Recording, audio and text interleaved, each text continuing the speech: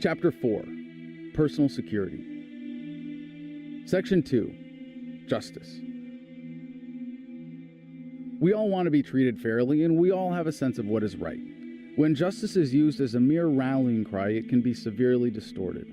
When justice is founded on a concrete set of moral principles, it is a guiding light for resolving conflicts. Governments claim a monopoly on the essential services around justice, dispute resolution, incarceration, public safety. Yet in these most important social functions, they always abuse that power. They provide some legitimate functions in these areas, but only as necessary to maintain the illusion of providing an actual service. Even a brief examination of government justice services reveals that governments have no moral principles. People have long used punishment as an excuse to violate others in order to control them. When someone seeks punishment, they are not seeking justice. Punishment is merely violence with a bad excuse. The threat of punishment is government's primary motivator. Governments cannot threaten us with justice. The purpose of punishment is to induce suffering so the threat of suffering can be used to control us. To give enforcers credible excuses to threaten us, governments come up with laws against things that make the racket less effective, like not paying taxes, doing drugs, or challenging authority. Every time a government enforces a law without a victim, the person getting arrested is the victim. If there is no victim, there is no crime. If there is a victim, the prescription for justice is simple: make the victim whole. If the person was stolen from, the stolen property or its equivalent plus compensation for the trouble must be returned to them. If they were injured, appropriate compensation must be paid. If their property was damaged, they must be compensated. When governments punish someone for a victimless crime, they also punish society by forcing it to pay for the service. If we support victimless crime laws, we are just as responsible as if we had hired someone to rob or kidnap on our behalf. Truly dangerous criminals should be forcibly isolated from society. Providing for the isolation of those who represent a legitimate threat is a very important service.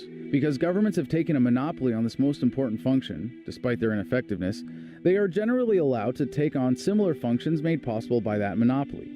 Because they are monopolies, they have little accountability and are inherently prone to corruption. All they have to do is convince their enforcers to enforce a law, and they will say they are just following orders.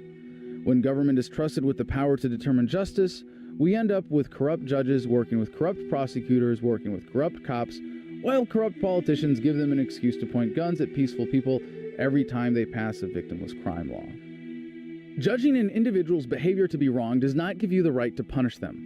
Even if you are absolutely certain, even if you saw them do it, even if you think it would serve justice, it is never right to punish another person. You have the right to harm someone if necessary in self-defense. You might reclaim stolen property. You might do something to someone that leads to suffering, but you are never justified in doing something to another person for the express purpose of causing them to suffer. The one thing you always have a right to do is turn away from someone. If someone is a known thief, do not do business with them until they have made their victims whole. This is justice founded in natural rights, and it is far more robust and fair than the government racket. Justice is the application of ethics. A society's practice of justice is a measure of its commitment to moral principles. Society's punishment of nonviolent behavior is a measure of its abandonment of freedom. When we turn to governments for justice, we are turning to institutions based on violating rights in order to protect them. A protection racket cannot claim to have a moral foundation. Justice is far too important to be trusted to government. In many ways, we have become dependent on government, so in the transition to a free society, many peaceful systems of justice will first resemble current government models and meet current expectations. However, with the innovation made possible in the absence of coercion, those expectations will soon be exceeded with far more righteous and efficient systems of justice.